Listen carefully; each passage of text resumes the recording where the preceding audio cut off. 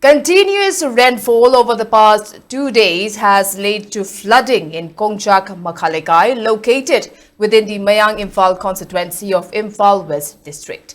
Several houses and streets in the area have been flooded. Speaking in this regard, R.K. Robin, a local resident, informed that flooding is a recurring issue in Konchak, Leikai, typically occurring 2 to 3 times each year. He noted that during such events, the families are often forced to leave their homes and seek a shelter in safer locations. R.K. Robin further emphasized the persistent hardships endured by residents during flooding. He appealed to the local MLA and concerned authorities to take immediate and long-term measures to address the recurring issue.